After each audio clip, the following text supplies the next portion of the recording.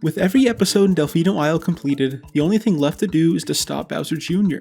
Little Homie caused a natural disaster in Delfino Plaza due to his embarrassing defeat in every level. So to save the Piantas from this flood, let's see what you couldn't miss in Corona Mountain.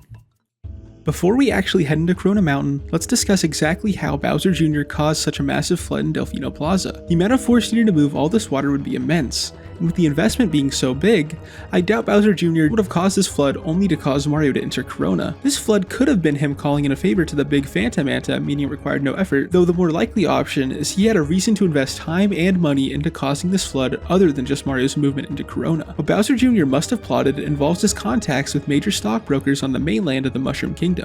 Before the flood, he told them to invest in competing resorts all across the Mario globe, meaning the flood not only caused Mario to enter Corona Mountain, but also generated him and his colleagues massive piles of cash for years to come.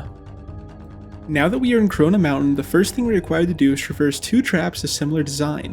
One is a spike trap and the other is a flame trap. With these traps being so similar, it seems as though Bowser Jr.'s funding is running thin. We're using chassis for multiple traps unlike any we have seen before.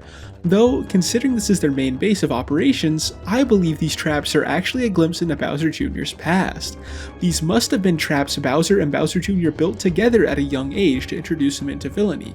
This explains their simplicity, and due to them being at their HQ, they are probably here for sentimentality reasons to remind Bowser of Jr.'s younger years when he relied on Baby's first trap assembly sets. As soon as we were attempting to disprove the point of Bowser Jr. running low on funds, the next section is clearly just a clay boat. Is what we would comment on if not for the miraculous fact it's able to survive in lava. Furthermore, with the lava acting as though it's water, the viscosity must be getting lowered by extreme heat. The fact Mario is insulated from this extreme temperature is a testament to the quality of this boat's insulation, though with the material of this boat being this quality, the price clearly was outrageous, which explains why there was no room left in the budget for obstacles other than naturally occurring stalagmites. The final section of Corona Mountain before the boss fight is a cloud jumping section. This section, while there's nothing to glean from it lore-wise, actually holds a very interesting fact. The gameplay of jumping up and up was actually the inspiration for a whole game of its own, that game being Doodle Jump, the OG phone game.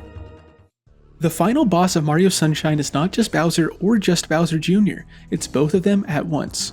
Though even with the entire Koopa Royal line before us, this boss fight is probably the easiest boss fight we see in any Mario game, only requiring 5 ground pounds on the concrete hot tub to finish, and all while minimal projectiles fly at us, usually avoidable with the rocket nozzle. While from a gameplay standpoint this is quite disappointing for many, the reasoning behind this choice actually makes sense given our perception of Jr. The entire game has been due to his many tantrums, and his inability to deal with his anger in a healthy manner.